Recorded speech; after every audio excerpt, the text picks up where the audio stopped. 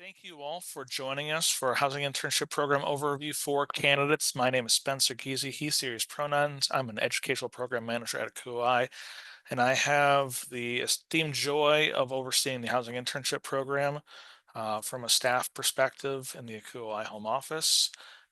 Thrilled that you all are hopping on to learn more about being a candidate in our internship program. Couple notes I'll throw out there right away. This is going to be a recorded webinar, so we will post this to the internship portal and to our YouTube channel. So if you have friends, colleagues, cohort members who missed this and you think this would be really valuable information, please refer them to that. If you've got to dip out at some point, certainly revisit this as well. Um, Additionally, we have a chat function here, and I would love if while we're getting started, if you could go in the chat and just say hi, introduce yourself, where you're joining us from. That's just fun. It's nice to see where folks are, see what connections we can make along the way. And with that, I will get us started. Joining me on our call, and they'll be chiming in shortly, are our chair and chair-elect of the Housing Internship Program, Aspen and David. Uh, Overall, today we're going to be giving you an overview of the Housing Internship Program. We're going to be answering as many of your questions as we can find answers for, and we're going to also talk about some of those frequently asked questions we've heard in the past and see if we can answer those before you even had them. We want you to leave this session feeling ready to be a part of the program, excited to create your own profile, and looking forward to when your internship postings become live in January. For some formal introductions, I'll throw it over to Aspen and David for a hello. Hi everyone, my name is Aspen Shackelford. I use she, her pronouns. My full-time job is at the University of Maryland as community director, but as Spencer mentioned, I serve as the Housing Internship Program Chair.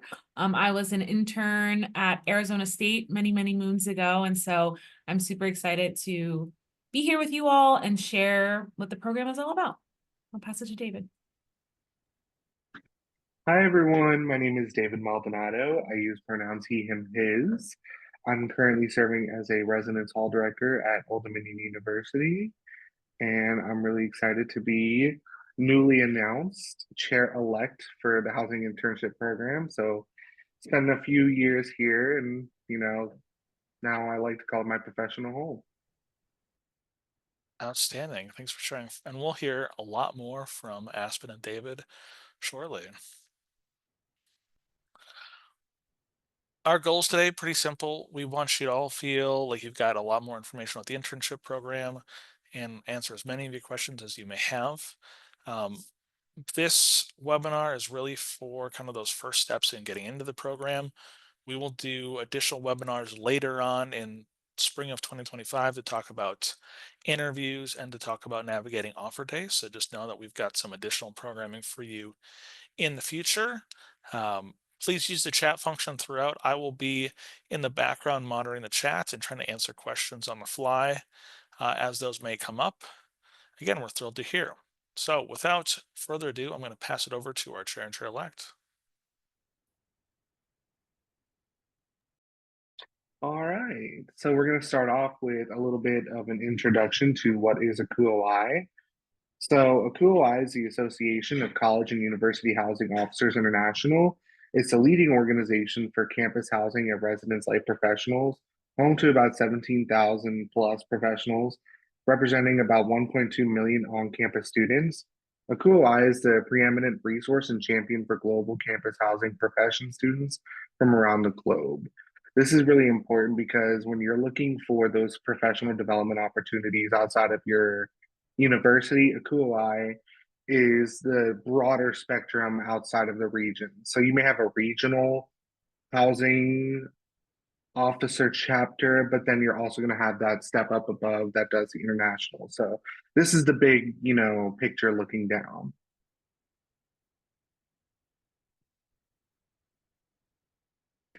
So now we're going to talk a little bit about the housing internship program, which is a branch underneath the ACUHO-I. So the housing internship program connects students interested in pursuing a career in campus housing and student affairs It has a wide range of internship opportunities. Each year, ACUHO-I member organizations from around the world post positions. It's usually those institutions that are looking for a summer intern that or need some summer assistance within their university or organization.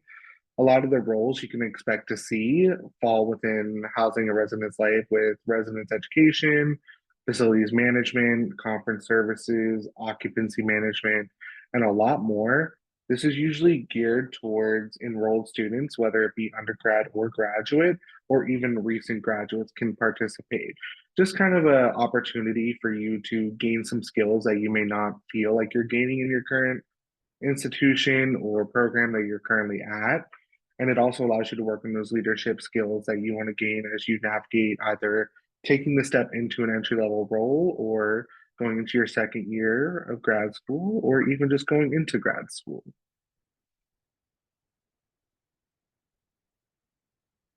So these are a little bit of some of the things that past interns have shared about their experience through their internship. One says my internship experience was one of the most rewarding experiences I've had. It challenged me to push beyond my comfort zone and take on responsibilities I hadn't anticipated, ultimately building my confidence and abilities. Working in an environment different from my graduate school gave me a fresh perspective on student affairs and exposed me to innovative ways of supporting students. So I want to hop in here and do a little shameless plug for myself because I'm also a past intern. So coming up through this program, I did my internship experience at the University of Washington in Seattle. It was a really fun experience for me. I was in my grad program at Clemson University, and after my first year, I wanted to gain a little bit more skills on supervising a team without a full-time hall director supporting me, just to kind of see what leadership and supervision skills I could work on personally. I know for me, that experience meant a lot, being able to get the experience at a quarterly school, get the experience on the West Coast, and also get the experience of just being a full-time supervisor without that support. But I am not the only one in this space that has had an internship experience. So I'm actually going to pass it over to Justin Kyle Tanner. Hi, y'all. My name is Justin Kyle Tanner. I go by Justin Kyle. My pronouns are he, him, his. I serve as an assistant director at the University of Massachusetts Amherst. To kind of echo some of the things that David had mentioned, I had a really positive experience with my internships. I was very privileged in being able to find about this process while an undergrad. So I was able to do one not only while an undergrad student transitioning to a graduate program, but also during my graduate program. So I was able to do 3 different ones.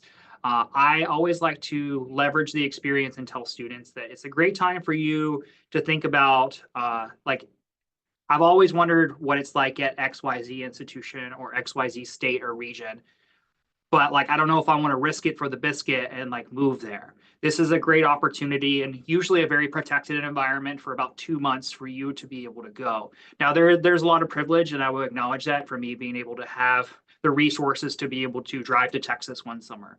There was resources for me to be able to get from Iowa to Florida for another summer. And I will acknowledge that. A lot of our internships will also provide those opportunities for you too in terms of getting there. There are some institutions obviously paying hopefully with the room, but there'll also be those places too that provide that monetary compensation for you to be able to hopefully maybe consider about your financial wellness and talk more about like planning. I want to, without talking too much into the details about it, I can't express how much of a gratitude I have for my experience. When I was going through my graduate program, I was like, well, it's higher ed for me. Maybe I want to go back into business school. It gave me a new, fresh perspective when I felt a little bit overwhelmed at my graduate institution. And I was great to get a new change of pace, to be surrounded by new professionals and to be challenged in a different way. So if that's some of the things you're thinking about, or you're just like, Justin Kyle, I just want to like be able to go to a school that has like a D1 athletics team and I want to see the school spirit, or you're like, I've always wanted to try like a lobster roll, so I'm going to go check out New England. Like you can empower yourself through this process to try to see so that you'll be able to kind of like build those bridges to where you want to go next, if higher ed, if housing is what you want to do. So that's my little TED talk. Thanks for allowing me to be able to speak about that. And I'll kick it back over to Spencer Aspen. Thanks, y'all. I am going to tell you all a little more about the timeline for the program now that you've heard about why you should totally apply for the program if you haven't already created your profile. The program kicked off this year officially on December 4th. So that allowed candidates to start creating profiles. So for those of you that have been on the portal and starting to create your profile, you are ahead of the game. So that is awesome. This also is the time when hosts are allowed to start posting their positions. So you can't see them right now as a candidate, but they are doing some behind the scenes work as well, so that you'll know what jobs are open in a little less than a month. Which brings us to the research and review period. And so starting January 6th and through January 26th is when the hosts can see your profiles, but even more importantly, you can see what internship postings are available and you can start applying to the ones that you're interested in. So there's still no communication between you and the institutions that have openings at this point, but it's really your time to really think about where do you want to go? Why do you want to go there? Things like Justin Kyle said, like just kind of what are the experiences that you want to gain and really taking some time to research what institutions might have opportunities that align with that. And so one other thing is that postings can still happen during this time, but also after. This whole process is a bit of a rolling basis. And so that works out for both you and for the hosts, because if they want to get more applicants to apply later, that's an opportunity. Or later down the road, if you don't have an internship by March, let's say, that's okay. There will still be plenty of openings for you to keep looking into.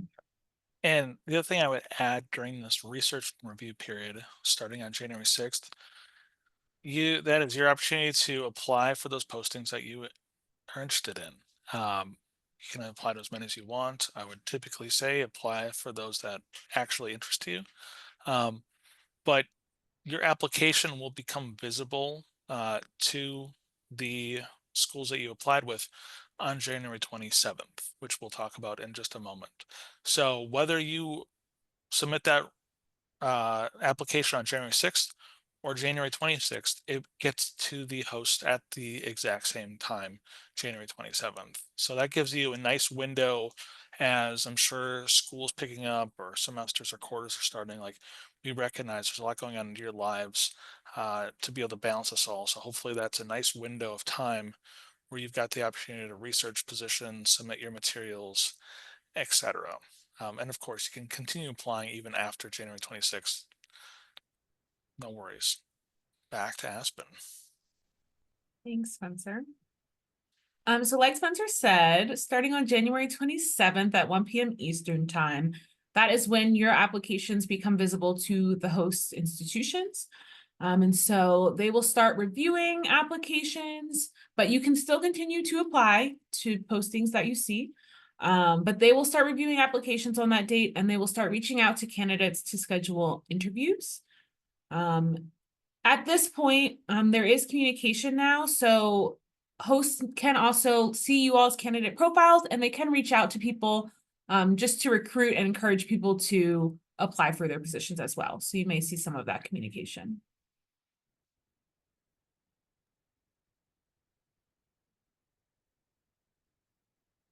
And then beginning on February 3rd, so you all will have a little bit of time between when interviews are starting to be scheduled on January 27th and when interviews begin on February 3rd. So you can use that time to catch your breath, prepare for interviews, get materials together, research the institutions that you are going to be interviewing with. But February 3rd is when interviews will begin. But no job offers will be made until March 3rd. So there is quite a bit of a large window, a full month that interviews are taking place. Offers will begin to go out starting March 3rd. And when you are offered a position, you will have 24 hours to make a decision. But again, if you do not hear on March 3rd of any offers, that's okay. You may hear a little down the road, or you can continue to apply and you may continue to be interviewed as well.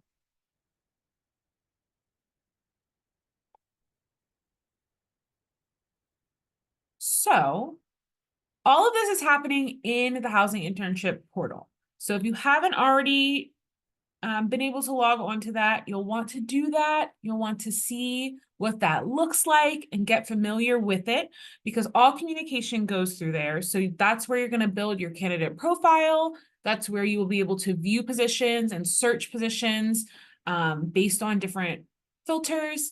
It's where interviews will be set up as well. So the hosts go in using the portal. They have a scheduler, and so that is how you'll be notified about interview times and how you'll go in and select interview times. And you'll also receive and confirm your offer using the portal. So it's everything. It has everything you'll need to prepare for your internship from now up until you pretty much get an offer and are headed to your internship. And Spencer's actually going to show us the portal, I believe, so that you all can see it. I certainly will. And in the meantime, as I get that set up, we did have a question come to me in the chat. How are interviews held? And those are typically done via Zoom, perhaps even a phone call. Um, but most of the time, you're going to have those be over Zoom. Some will be a half-hour initial interview. Some may be an hour initial interview. Every school might be a little bit different there. So be mindful of that. There is a calendar function in the system that we can show you as well. That's where you'll see times that are available as hosts offer interviews. Let's take a look at what the portal looks like. And what I'm going to do here, you should be seeing the portal. I'm going to log out and then log back in so you can have the full experience. So as you go to internship.acuho-i.org, this is the landing page. Yes, it's wordy, but there's quite a bit of information there for you, including these Zoom sessions that you're in today. You've got some past video resources. So take advantage of that. You're always going to want to go to the login button, and this is going to use your ACUHO-I credentials to log in. So your username should always be something. Typically, for me, it's first letter, first name, and then my last name, and then I've got a password. It is not at anything. It's not at an email address. It's just a username. And then as you log in, you'll end up in your landing page. I am an administrator in our system, so I'm going to see a bit more than you all. And right now, you're probably just able to look at your profile, which you would build this out. Important things that you want to be mindful of. What are your preferred dates of internship? We can't really stress this enough. You want to really think about how early could you get to an internship and how late can you possibly stay there.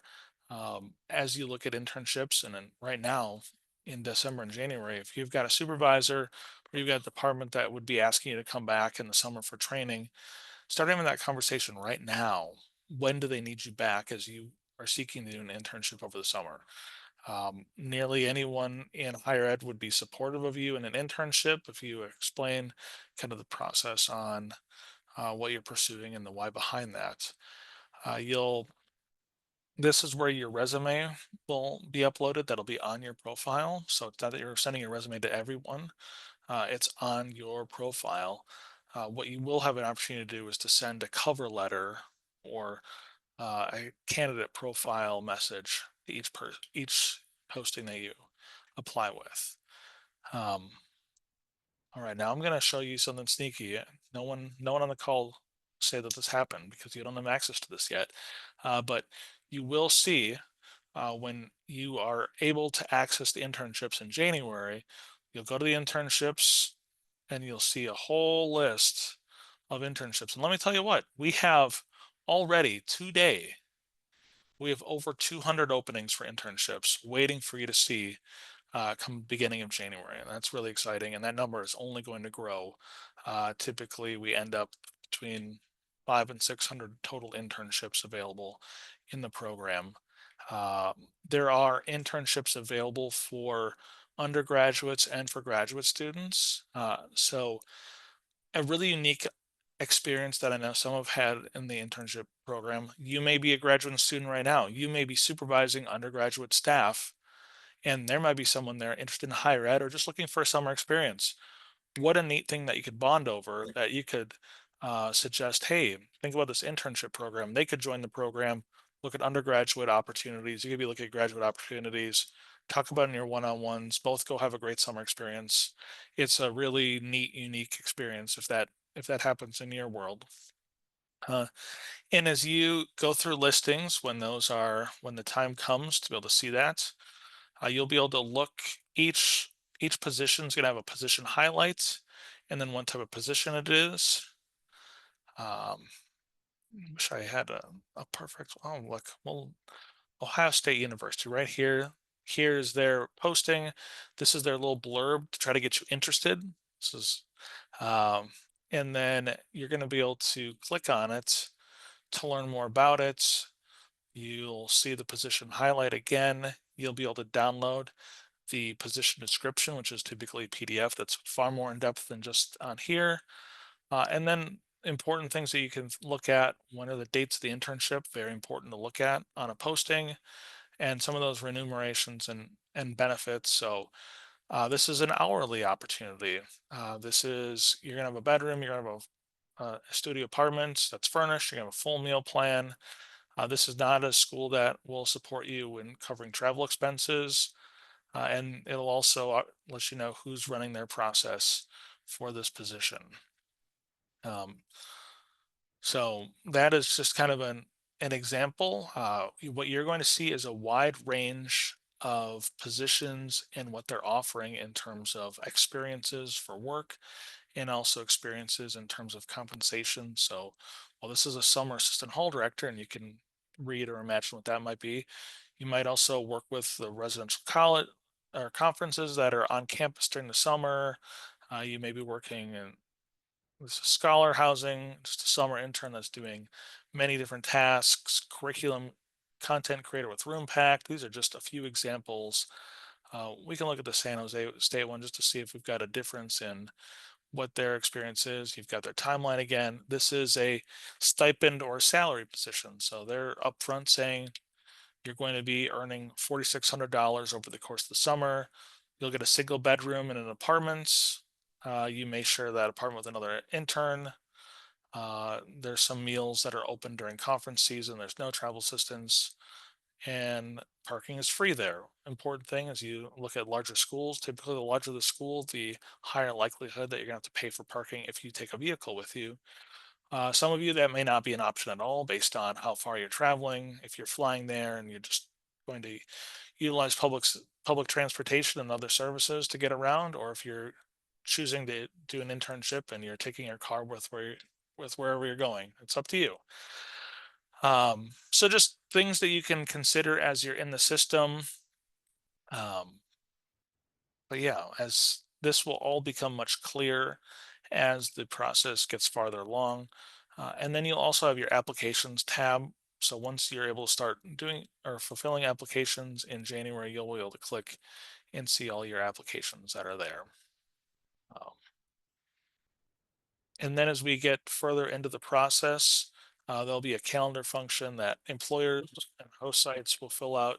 And then when they offer you an interview, you'll choose. So let's say they had this open and you wanted that slot, you'd go grab that, and you would, um, by clicking on that, that would lock in that interview time for you. Questions about the system that you may have after getting a brief overview of items you cannot even see on your end yet. And we will review this again once this process is open to candidates. That's a great question. Do we upload letters when applying for each position, or do we have a common cover letter? I would say you would have you can you can achieve this whatever way you prefer. There's an opportunity to write about yourself, a personal statement as you're applying for a position. So you have the ability to say why a position interested you, and then attach a cover letter to it. That's a general cover letter. I would typically say that's the best way to go about it, is to just see what happens here. Okay, this worked. All right. So you have this application statement. So this is where you could type like Berkeley College of Music is a place I've always dreamt of working. You can type whatever you wish there. And then you have the opportunity to upload your cover letter document. They may be a general cover letter that kind of shares more about you as the candidate. Again, you do not need to upload your resume there because your resume is already on your profile. Another question that came in, do most positions involve working with high school students, college students, or both? I would say a vast majority of our positions include or involve working with college students or college departments. I would say it kind of breaks down like this. There's some that are working with summer conferences. Those are going to be high school students coming in or pre-college programs. If you see a position that's pre-college, that is code for its high school students. If you may be working as an assistant hall director or a summer hall director, those are typically going to be college students that are staying on campus over the summer. Conferences could be any age groups. And there's also the positions where you're working in maybe academic initiatives or curriculum, and you're working really within the department, within other professional staff, and maybe not having that much student interaction just based on what population may or may not be on campus during those summer months. So great question. It varies. So look at positions and see what interests you.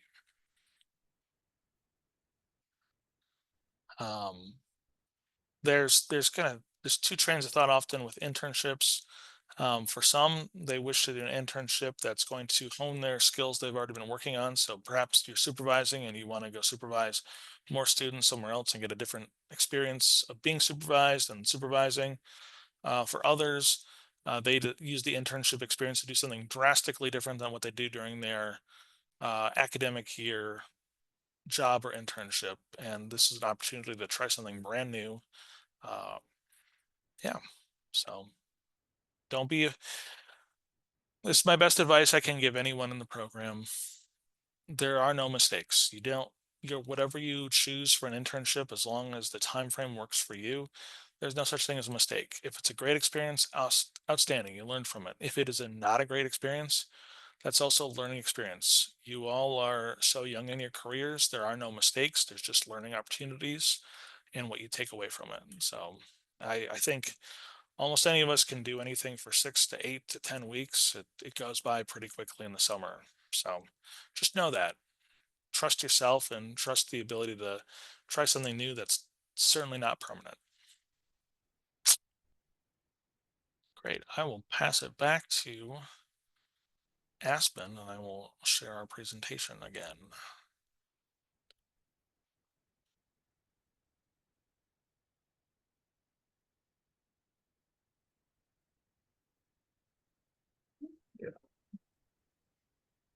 And we did just look at that internship portal, so hopefully you saw all those things. Candidate considerations. Take it away, Aspen. So yeah, just a few things to kind of wrap us up today for you all to think about. So first and foremost, you do not need to be an ACUHO-I member to apply for an internship. But all candidates must pay a $45 non-refundable application fee or be approved for a fee waiver. So you can learn more about the fee waiver opportunity on the homepage that Spencer showed you all. Another thing to think about is applying for internships in which you have a sincere interest in actually going to. We want this to be a smooth process for you and for hosts. So like you heard earlier, you can apply for as many positions as you'd like. But if there are some that you just know you're never going to go to that location, or they're not offering you a compensation package or travel plan that is going to work for you, then that's some time to take some time to be honest with yourself, and really decide, is this the opportunity that is going to work best for me? Because we want to make sure that you are not being silly with your own time or the time of the host institutions who are taking time to interview applicants for a position that they are trying to fill. Another thing to really look at are those start and end dates. So Spencer mentioned that you'll be able to put in the dates that you are looking for within your candidate profile, but make sure you're really taking time to look at that when you're applying to jobs, because there are a lot of positions where those start dates and end times are not super flexible. And so if you know that you have to get back for your semester to start, make sure that you are avoiding internship opportunities that are overlapping with your classes. So just be conscious of that. All offers and acceptance of those offers will be done through the portal. So again, everything is done through the portal so that we can be consistent for all candidates and hosts. If you're offered a position, you want to communicate as quickly as you can, but you also want to take some time to think about it. This is not going to be the end of the world with this decision. However, it is a big decision to go somewhere for 8 to 10 weeks and to get a new experience. And so you want to make sure that you are making the right decision for you, but also balancing that if you are declining an offer, that means that those host institution staff members are going to then have to continue on with the process and interview other candidates. So you will have 24 hours to respond to any offer that you receive. You can continue to apply for internship positions and you can continue to interview throughout the process. So if you do not get an initial offer on March 3rd, that is okay. You can keep going in the process. It is, there are a lot of positions, like Spencer said, 500 to 600 positions. So you will get a position if you want one. I think some other things to also think about in terms of just the experiences you all are trying to look for, consider your goals. You know, take some time as you're creating your candidate profile to think about, like, what are you hoping to gain from this experience? Yes, you get to be in a new place, and that alone is a huge experience to have. But are there specific job related experiences that you want to have, and really looking at what the position descriptions are saying to see, like, will this job give me that opportunity or give me exposure to that type of work? Also thinking about, you know, people have said this again earlier, Justin Kyle said this as well, but like institution type, that alone can be a really cool experience to think about. And so thinking about, like, where is the institution you are at now, or what types of institutions have you attended? Are you looking for an experience that is similar to that or completely different than that? And so again, just being intentional and thinking about what experience are you looking for, and then really applying to positions that can create that experience for you. And with that, I think we'll open it up to questions. I see the chat is active. We shall see. And I'll just jump in a bit more to the offer question. And certainly we have a whole webinar about offer days, so we're not going to dive into that too deeply right now, because, well, we want to start with the end in mind. There's a whole long process before we get to offers. But I will say your word is your bond, and if you accept a position, you are committed to that position. That is not a time to continue exploring other internship opportunities. You've said yes. Your answer is yes. Because for that host site, they cease to pursue other candidates because they've chosen you and you've accepted. And we ask you to have the same ethical standard as well. And an offer will come through the system. It may be given you verbally, but it also will come through the system, and you'll have to click yes. And that is a binding, I accept the offer. And that is the end of your process in terms of applying and interviewing. It is the beginning of your process of preparing for the internship that you've chosen. So please be mindful of that. And this is the internship process is a microcosm of all the ethics of jobs and higher ed in general, where you may need to negotiate, you may need to pro-con list to decide what your decision is going to be, and then you've got to make a decision and stick with it.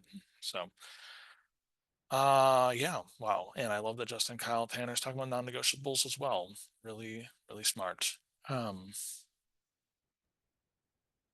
I will add too, just because I was reflecting upon what I provided.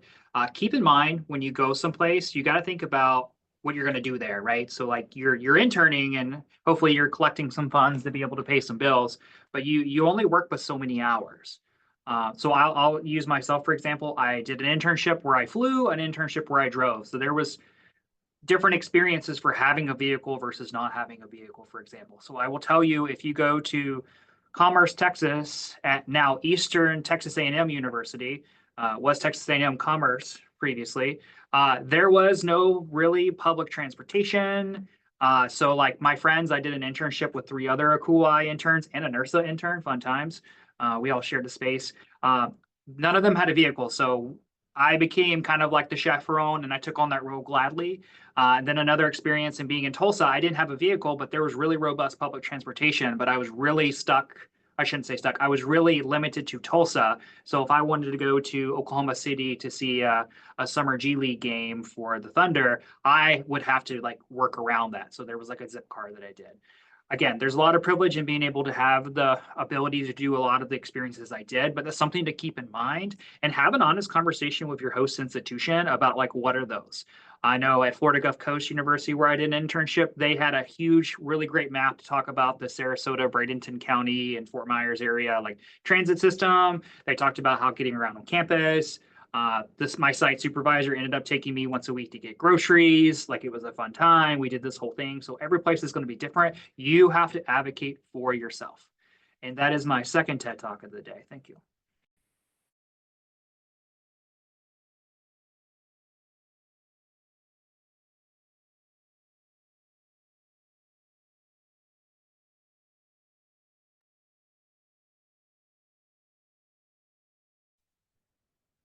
Something I'll add, and we've seen this as past 2-3 years. It is an intern candidate market in terms of there's as many positions or even a few more positions than there are intern candidates. That's really promising for all of you on the call. So that allows you to be a little pickier and to be a little bit more aggressive with who you're interviewing with or who you're applying with. Please know that if the beginning of March comes around, an offer date comes around, and none of your schools you interviewed with, they don't work out for you. You're not their pick. That's okay. I want you to stay positive because I will run a second wave process where I reach out to all candidates who've not accepted position yet. I'll reach out to all host sites that are still looking, and I will create a list and I will send it out so hosts know that you are still looking actively, or you will know what hosts are really actively still trying to fill their intern spots. If you, I will give you this vow. If you want to be an intern this summer, and you have the time available to be an intern this summer, I will help you find an internship. I guarantee it. So, yeah, that's the Spencer Geezy guarantee. You just got it right here on this call. It's recorded. Shoot. So just know, I guarantee I will get you an internship opportunity. I've gotten a question from folks who are non-U.S. citizen students and graduate assistantships. How does that work? We are working on some documents that we will send out for some best practices in terms of working with your current visa and schools to get that educational opportunity on another campus. And then also how schools can work with you that are having you come on campus for an internship. It's been done every year. We will try to create the best resources for you to, as you're new in that process, to support you in that. But please know we've had many schools be able to successfully have non-US interns come on and fulfill that internship experience in the summer. Thank you all for joining us. And just know that if any point you're on any ACUHO-I website, there's a purple chat box in the lower right-hand corner that connects to a real human, probably myself.